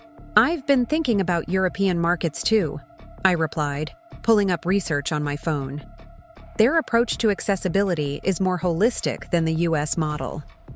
We spent the next hour discussing international strategy over breakfast, each building on the other's ideas, neither dominating the conversation. It felt like the partnership I had always wanted but never experienced in our previous iteration. That evening, we hosted a small dinner party, intentionally echoing the one where Mark had dismissed my ideas years earlier. But this time, the guest list included Helen, Jason, Liam, and other key figures from our journey. As we gathered around the table, the conversation flowing freely between business, technology, and personal matters, I caught Helen watching Mark and me with satisfaction. "What?" I asked quietly when we had a moment alone in the kitchen. Her smile was knowing. "Just appreciating the symmetry. The last time I saw you after a dinner party at this house, you were furious, determined to prove Mark wrong. Now look at you both." "We've come a long way," I acknowledged. "You know," Helen said thoughtfully, "in all my years mentoring women in business, I've seen many relationships fall apart when the power dynamic shifts. Few men can handle their wives or partners outshining them professionally." Mark struggled with it initially, I admitted. "Yet here you are." She gestured to the gathering in our dining room. "That kind of evolution is rare and valuable." When we rejoined the table, Mark was in animated conversation with Liam about a technical approach to expanding our platform's capabilities. A discussion that would have been unimaginable a year earlier, when Mark dismissed anything related to technology as beyond his concern. "The key is keeping the core architecture flexible," Liam was explaining, "while adding enterprise-level security layers." Mark nodded thoughtfully. "What if we approached it modularly? Let clients choose which security features they need based on their regulatory environment?" Liam looked surprised, then impressed. "That could actually work really well. It maintains our philosophy of accessibility while addressing enterprise concerns." I watched this exchange with quiet satisfaction. Mark wasn't just accepting Nova's approach, he was internalizing it, building upon it with his enterprise expertise. Later that night, after our guests had departed, Mark and I stood side by side at the kitchen sink, washing glasses in comfortable silence. "That went well," he observed, "different from last time." I smiled at the understatement. "Last time, you told me I wouldn't understand business over appetizers. And now you're teaching me new ways to approach it." He handed me a wine glass to dry, Do you ever wonder where we'd be if I had listened to you from the beginning? I considered the question. I think we needed to take this path. You wouldn't have truly heard me if I hadn't proven myself independently. And I needed to discover my own capabilities outside your shadow. Still, he said, I wish I could go back and shake some sense into myself. If you could go back, I countered, we might not be here now. Everything that happened. The separation, Nova's rise, Pinnacle's struggles, the acquisition, it all led to this moment, this new balance. Mark shut off the water, turning to face me fully. You're right. And despite all the pain and upheaval, I wouldn't trade where we are now. In that moment, standing in our kitchen, the same space where we had argued bitterly after that fateful dinner party, I felt the full circle of our journey. From dismissal to competition to partnership, we had traversed terrain few relationships survive. Neither would I said softly, realizing the truth of it as the words left my lips. The next morning, I woke to find Mark already at work in his home office, video conferencing with Pinnacle's former European director about expansion opportunities. I paused in the doorway, watching him reference the research I had shared over breakfast the previous day, building upon it with his own insights. He caught sight of me and smiled, mouthing 1 minute as he wrapped up the call. Sorry, did I wake you? He asked as he disconnected. No, just observing. Observing what? You, I said simply, integrating ideas that you once would have dismissed. He leaned back in his chair, considering this. The irony is that I'm a better business leader now than I ever was at Pinnacle, being forced to reconsider everything I thought I knew. It's been humbling but clarifying. Growth usually is, I observed. That afternoon, we had our quarterly board meeting for the merged company, now officially rebranded as Horizon Access, a name that reflected both our accessibility focus and our expanded vision. The financials exceeded all projections, and the integration metrics showed successful cultural and technical merger. I'd like to propose something, Jason said as the meeting concluded. Given the company's performance and leadership structure, I think it's time to formalize the co-CEO arrangement. Mark and I exchanged surprised glances. While we had been functioning as equal leaders, my title had remained CEO with Mark as president, a vestige of the acquisition structure. I agree, Helen added. You two have demonstrated that your complementary leadership styles enhance the company's performance. Making it official sends a strong message internally and externally. The board voted unanimously to approve the change, effective immediately. As we left the meeting, now officially co-CEOs, Mark took my hand. Partners, he said, squeezing. Gently. In every sense. That evening, we celebrated with a quiet dinner at home, reflecting on the remarkable journey that had brought us to this point. Did you ever imagine this outcome? Mark asked, refilling our glasses. When you stormed out of that dinner party, did you ever think we'd end up here? Never, I admitted. I thought I was choosing between my marriage and my ambitions. I never imagined finding a way to honor both. I'm grateful every day that you refused to settle, he said, his voice thick with emotion. That you forced me to see you, really see you, by building something I couldn't ignore. As night fell over Boston, the city where both our professional journeys had unfolded, I reflected on the lessons of our unusual path. How sometimes the most powerful response to being underestimated is not argument, but achievement. How relationships can transform when both parties evolve. And how the journey from competition to partnership requires courage, humility, and the willingness to reimagine what's possible. To understanding business, Mark proposed, raising his glass in a toast that echoed back to where our story began. I smiled, touching my glass to his, and to underestimating the right people at the right time. Our laughter blended in the quiet of our home, a home that now belonged equally to both of us, just like the company we had built, reformed, and were leading together. 1 month after our dinner, I received an unexpected email from Gerald, the silver-haired VP of operations who had attended that fateful dinner party where Mark had dismissed my ideas. "Sarah," it read, "I've been observing the integration process with interest. When Mark first mentioned the acquisition, many of us were skeptical about working under someone we perceived as an outsider. I want to apologize for that skepticism. Your approach to merging our companies has been thoughtful and respectful. I should have paid more attention when you spoke about accessibility solutions at dinner last year. If you're open to it, I have some ideas about expanding our enterprise accessibility offerings that I'd like to discuss." I smiled at the screen, recalling how Gerald had been the only one that night who had shown genuine interest in my ideas, before Mark shut down the conversation.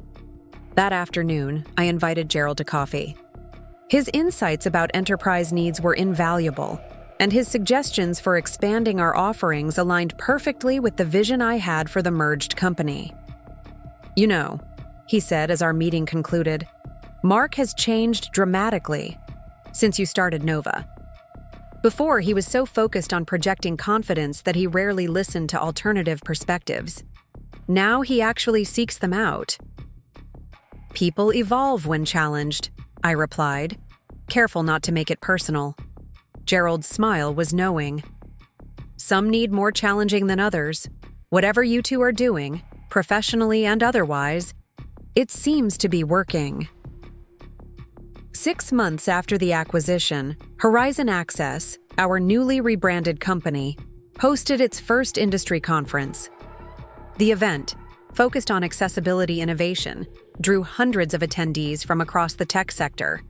I stood backstage, reviewing my keynote notes, when Mark appeared beside me. "Nervous?" he asked, straightening his tie. "A little," I admitted. "It's one thing to present to clients or the board, different to address the entire industry." "You'll be brilliant," he said with a certainty that still surprised me sometimes. "This is your vision coming to life, Sarah. No one can speak to it better than you." As I walked onto the stage minutes later, I caught sight of Mark in the front. Oh, his attention focused entirely on me, not checking emails or glancing at his phone as he once would have done during my presentations. The symbolism wasn't lost on me. His full presence represented how completely our dynamic had shifted. 3 years ago, I began, looking out at the audience. I sat at a dinner table and tried to explain that accessibility wasn't just a compliance checkbox, but a market opportunity. I was told I didn't understand business. A knowing laugh rippled through the crowd. Our story had become well known in tech circles. Today, Horizon Access serves over 5,000 companies, from small businesses to global enterprises, all using our platform to make their digital products accessible to everyone. What began as a rejected idea has become a movement. From the stage, I outlined our vision for the future, expanding beyond software to create a comprehensive ecosystem of accessibility tools, building community resources, and establishing industry standards. As I spoke, I could see heads nodding, people leaning forward, engaging with possibilities they hadn't considered before. When I concluded, the applause was immediate and enthusiastic. Mark was the first on his feet, his expression a mixture of pride and admiration that still felt new after years of dismissal. The conference proved transformative for Horizon. We signed 30 new enterprise clients and established partnerships with major tech companies looking to improve their accessibility offerings. More importantly, we positioned ourselves as thought leaders in a rapidly evolving field. That evening, at the conference's closing reception, Mark and I moved through the crowd together, alternating seamlessly between conversations as co-leaders with complementary expertise. "The Goldman Sachs team was impressed with your technical roadmap," Mark murmured as we briefly reconnected between discussions. "They're particularly interested in the AI-driven compliance monitoring. And Microsoft wants to explore integration options," I replied. Their accessibility lead cornered me for 20 minutes about potential partnership structures. We exchanged quick smiles, the shorthand of partners who had found their rhythm. I was about to move toward another group when Mark caught my arm gently. "Have I told you how proud I am?" he asked, his voice low enough that only I could hear. "Of the company? Of you. Of who you've become when you stopped letting me, or anyone else, define your capabilities." The directness of his words caught me off guard. Despite our reconciliation, Mark rarely referenced our past dynamic so explicitly. "Thank you," I said simply. "That means a lot." Later that night, back in our hotel room, the professional facade slipped away as we kicked off uncomfortable shoes and loosened formal attire. These quiet moments had become precious, spaces where we weren't CEO and president, just Sarah and Mark, still learning to be partners in all senses of the word. "I've been thinking about what's next," Mark said, settling beside me on the couch by the window that overlooked the city lights. "For Horizon, for us." I turned to face him fully. "What do you mean?" "We've spent the past year rebuilding. The companies, our relationship, our understanding of each other. It's been about fixing what was broken." He took my hand, his expression thoughtful. "But at some point, we need to move beyond repair to creation, building something new, not just mending what was." "And what would that look like?" I asked. "I'm not entirely sure," he admitted, "but I think it might include a proper ceremony to renew our vows. Not as the people we were, but as who we've become, if you're open to it." The suggestion caught me by surprise. While we had gradually rebuilt our personal relationship alongside our professional one, we'd never formally marked this new chapter. "That's a big step," I said carefully. "It is, but so was acquiring my company." His smile was teasing, but his eyes remained serious. "I'm not asking for an answer tonight. Just think about it." I nodded, unable to articulate the complex emotions his suggestion stirred. There was still a part of me, the part that remembered years of being dismissed and underestimated, that hesitated to fully commit to this transformed relationship. What if this new, respectful Mark was temporary, contingent on my professional success? The next morning, I woke early and slipped out while Mark still slept, needing space to think. I found a quiet coffee shop a few blocks from the hotel and called Helen, the mentor who had believed in me from the beginning. He asked about renewing our vows, I explained after filling her in on the conference success, making a formal commitment to this new version of our relationship. "And you're hesitating," Helen observed. It wasn't a question. "I am. Is that crazy? After everything we've rebuilt?" "It's not crazy, Sarah. It's cautious. You spent years being diminished in that relationship. It's natural to protect yourself from returning to that dynamic." I stirred my coffee, searching for words to explain my conflicted feelings. He's different now. We're different. But sometimes I wonder if his respect is contingent on my success. If Nova had failed, would he have ever seen me as an equal? "That's a question without an answer," Helen said gently. "We can't know what might have happened in a different reality. The question is whether you trust who he is now, not who he might have been in a hypothetical scenario." Her wisdom, as always, cut to the heart of my dilemma. Did I trust this evolved version of Mark? Did I trust myself to maintain the equal footing we had established? "Think of it this way," Helen continued when I didn't immediately respond. "The man who dismissed your business acumen has become someone who publicly acknowledges your vision and expertise. That's not a small evolution." "It's not," I agreed. "Whatever you decide about the vow renewal, remember this. You're making that decision as the CEO who built a company so successful it acquired his. You're negotiating from a position of strength, not accommodation." After our conversation, I walked back to the hotel, Helen's perspective helping to clarify my own feelings. Mark was already up, answering emails at the desk by the window. He looked up as I entered, his expression brightening. Morning. I was about to send a search party. Just needed some air and coffee, I explained, settling on the edge of the bed. And to think about what you said last night. He set his laptop aside, giving me his full attention. Another small but significant change from our earlier marriage, when he would half listen while continuing to work. I'd like to renew our vows, I said. But I want to be clear about something first. Anything. This isn't just a ceremony. It's a fundamental reset of our relationship terms.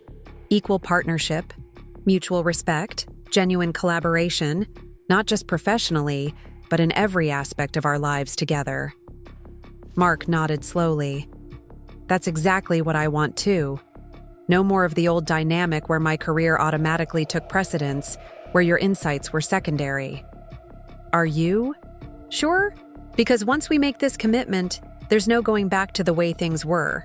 Even if circumstances change, even if Horizon faces challenges, even if my professional status shifts, the respect has to remain constant. Sarah, he said, moving to sit beside me, if there's one thing I've learned through all of this, it's that your value has nothing to do with your title or your company's success. You were always brilliant, always insightful. I was just too wrapped up in my own ego to see it. His sincerity was palpable, and I found myself believing him. Not just because I wanted to, but because his actions over the past year had consistently backed up his words. Then yes, I said, let's renew our vows. Let's make this new beginning official. 2 months later, on a perfect autumn evening, we gathered with our closest friends and colleagues at a small venue overlooking Boston Harbor. Unlike our first wedding, a large traditional affair, this ceremony was intimate and personal, designed to reflect the honest, equal partnership we had built from the ashes of our previous dynamic. Helen stood beside me as my matron of honor.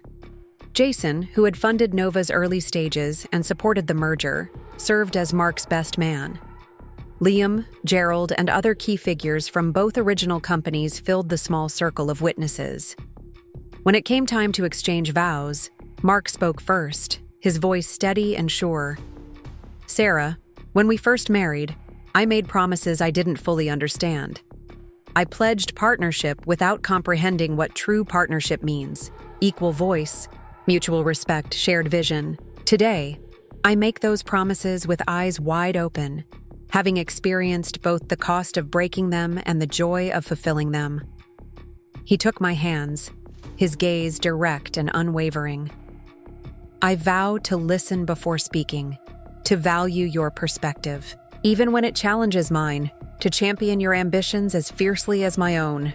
I promise to remember that our strength lies not in sameness, but in how our differences complement each other. And I pledge to build with you, not just companies or careers, but a life of genuine collaboration. When my turn came, the words I had carefully prepared seemed to flow naturally, straight from heart to voice. Mark, our path to this moment wasn't direct or easy. We had to break apart to rebuild something stronger, truer. I stand here not as the woman who once muted her ambitions to accommodate yours, but as a full partner who has found her voice and knows you value it. The setting sun cast golden light across the harbor, illuminating the faces of those who had witnessed our journey. I vow to bring my full self to our partnership, my ideas, my strengths, my challenges. I promise to trust the respect you've demonstrated, to believe in the equality we've established, and I pledge to continue building with you, knowing that what we create together will be more meaningful than anything we could achieve alone. As we exchanged rings, simple platinum bands inscribed with equal partners in all things, I felt a sense of completion that had nothing to do with business success or professional validation. This was about something more fundamental: being fully seen and valued by the person who once looked past me. The celebration that followed was joyful and relaxed, free from the formality of our first wedding. I found myself by the water's edge at one point, taking a moment alone to absorb all that had transpired. "Penny for your thoughts?" Helen's voice interrupted my reflection as she joined me. "Just thinking about how far we've come," I replied. 2 years ago, I was sitting in my car by this harbor, furious and determined to prove Mark wrong. Now, we're here, celebrating a completely different kind of relationship." Helen smiled, her wisdom evident in the quiet confidence with which she had always guided me. "You know what I find most remarkable? Not that you built a successful company, though that is impressive, but that you refused to compromise on being valued.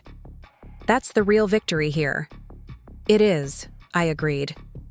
"The company could disappear tomorrow, but knowing I won't shrink myself for anyone again, that's permanent." The following Monday, Mark and I returned to Horizon's headquarters as co-CEOs with a renewed personal commitment mirroring our professional partnership. The symbolism wasn't lost on our team, who had watched our evolution from adversaries to allies with interest and occasionally skepticism. Over the next year, Horizon Access expanded its reach dramatically. We opened offices in London and Singapore, responding to growing international demand for accessibility solutions. Our client base diversified beyond tech to include finance, healthcare, and government sectors. Revenue tripled as awareness of digital accessibility requirements grew worldwide. Through it all, Mark and I maintained the careful balance we had established: professionally complementary, personally supportive, consistently equal in voice and influence. There were disagreements, of course, moments when old patterns threatened to resurface. But the foundation we had built was strong enough to withstand occasional stress without fracturing. 18 months after our vow renewal, I was invited to deliver the commencement address at Northwestern's Business School, the same program where I had earned my MBA years earlier, before setting aside my ambitions to support Mark's career. Standing at the podium, looking out at the sea of graduates, particularly the women whose expressions reflected the same determination and hope I had once felt, I decided to share the most personal aspects of my journey. "When I sat where you're sitting now, I had everything planned," I began. "Top of my class, multiple job offers, a clear path forward. What I couldn't plan for was how easily I would let someone else's assessment of my capabilities become my own limitation." The audience quieted, sensing the shift to a more vulnerable narrative. For years, I believed I had to choose between professional fulfillment and personal happiness. I let my ambitions shrink to accommodate someone else's ego. I accepted being underestimated because challenging that perception seemed too disruptive. In the front row, Mark nodded slightly, encouraging me to continue with this honest account of our shared history. "What I want you to understand today is this: your value doesn't change based on who recognizes it. Your expertise doesn't diminish because someone dismisses it. And sometimes, the most powerful response to being underestimated is not argument but achievement." I shared the key milestones of Nova's development: the late nights coding with Liam, the rejection from potential clients who couldn't see past my gender or relative inexperience, the breakthrough moment when our platform finally demonstrated its value beyond question. The irony of my story is that proving my husband wrong about my business acumen ultimately saved both our company and our marriage. But that wasn't the goal when I started. I built Nova because I believed in the vision, because I saw a market need others had overlooked, and because I refused to silence that insight any longer. I concluded by addressing the women graduates directly, my voice carrying across the hushed auditorium. "You will be underestimated. You will be dismissed. You will be told, directly or indirectly, that your ideas, your approach, your vision doesn't align with how business works. When that happens, remember, understanding business isn't about conforming to existing models. It's about recognizing opportunities others miss and having the courage to pursue them, especially when everyone, including those closest to you, tells you it can't be done." The applause was immediate and overwhelming. students rising to their feet in a wave of recognition and resolve. As I left the stage, I spotted Mark waiting in the wings, his expression a complex mixture of pride and emotional acknowledgement of the journey I had described. "That was powerful," he said simply, embracing me. "And necessary." "Not too harsh on our earlier mistakes?" I asked, suddenly concerned about how publicly I had referenced our past dynamic. "No, it's the truth. And it's a truth others need to hear." He took my hand as we walked toward the reception area. "Besides, our mistakes are part of what makes our current success meaningful. We earned this partnership the hard way." 2 days later, back in our Boston office, I found a small package on my desk, elegantly wrapped, with a note in Mark's handwriting. Inside was a framed copy of the business plan I had shown him years ago, the one he had dismissed as a nice academic exercise. The note read simply, "The most expensive mistake of my career was underestimating the woman I married. The most valuable lesson was learning to see her clearly. Thank you for not giving up, on your vision or on us." I traced my finger over the pages, remembering the frustration and determination I had felt when creating this document, the seeds of what would become Novatech and eventually Horizon Access. That evening, we hosted a dinner at our home for a group of female founders participating in the mentorship program we had established. As these women shared their challenges, the struggle to be taken seriously, to secure funding, to have their expertise recognized, I saw Mark listening intently, nodding in recognition. "The pattern is always the same," one woman observed after describing an investor meeting where her technical knowledge had been repeatedly questioned. "They assume incompetence until you prove brilliance, while men are assumed brilliant until they prove incompetent. That's why networks matter," another added. "Finding investors and mentors who recognize your value from the start changes everything." Mark, who had been quietly attentive through most of the conversation, finally spoke. "As someone who was once the dismissive husband," he said, drawing surprised glances from those who didn't know our full story, "I can tell you that the blindness often isn't intentional. It's a product of privilege and conditioning that we don't even recognize until it's challenged directly." His honesty opened a different dimension to the discussion, not just strategies for overcoming bias, but understanding its origins and how to address them systemically.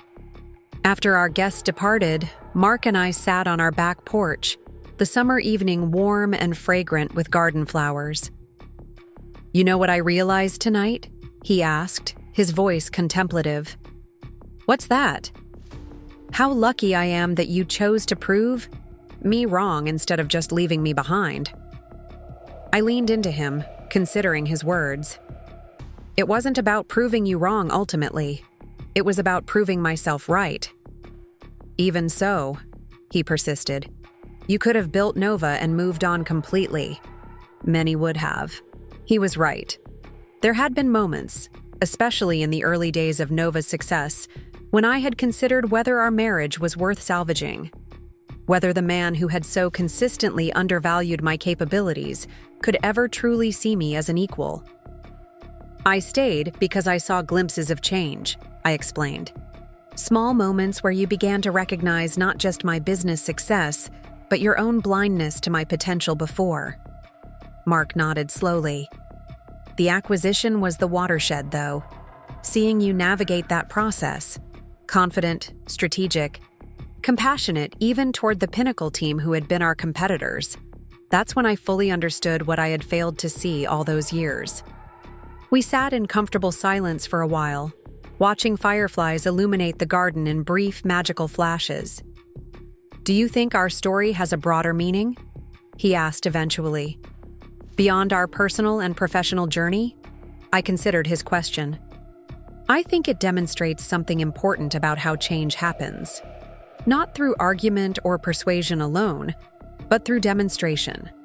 Through creating alternatives that can't be dismissed or ignored." "Like Nova," he observed. "Like Nova," I agreed. "But also like our partnership now. modeling a different way for couples to navigate professional and personal dynamics. 3 years to the day after Mark had told me I wouldn't understand business, we stood together on a different stage, accepting Horizon Access's recognition as Innovation Company of the Year at the National Tech Awards.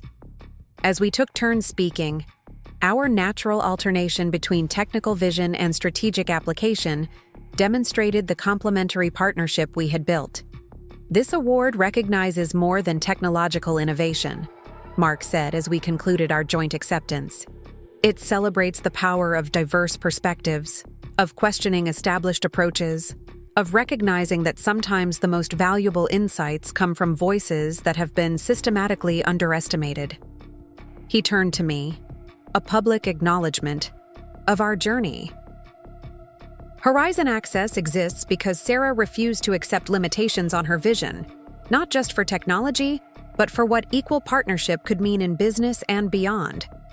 The audience applauded, many aware of the personal story behind our professional success.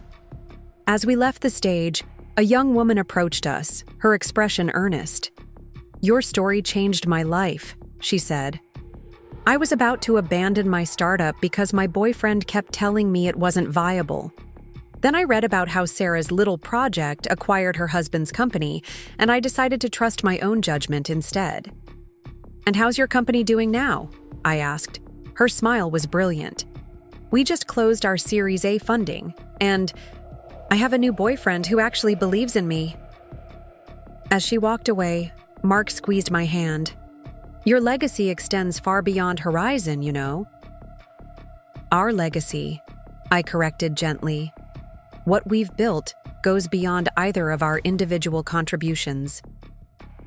Later that night, as we drove home through Boston's quiet streets, I reflected on the complete circle of our journey.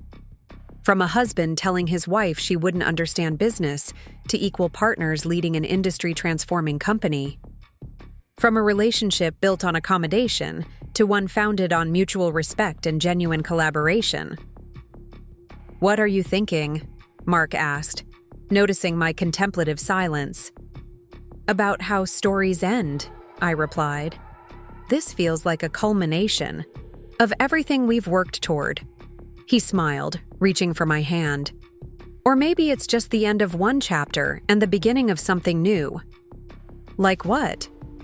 "I don't know yet," he admitted. "But whatever it is, we'll build it together, as equals, as partners." As we pulled into our driveway, the home we had recreated to reflect our transformed relationship, I felt a sense of profound satisfaction that transcended professional success or personal vindication.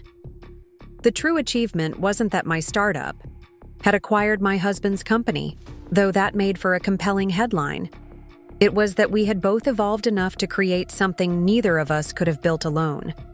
The woman who had once been told she wouldn't understand business now stood as co-CEO of an industry-leading company, alongside the very man who had underestimated her. The husband who had dismissed his wife's ideas now championed women entrepreneurs, recognizing potential where others saw only inexperience. Our story wasn't just about proving someone wrong. It was about the transformative power of being right, about business, about vision, about one's own worth, and having the courage to demonstrate that rightness through creation rather than argument. As we entered our home together, equal partners, in every sense, I knew the most important lesson of our journey wasn't captured in headline-grabbing acquisitions or industry awards.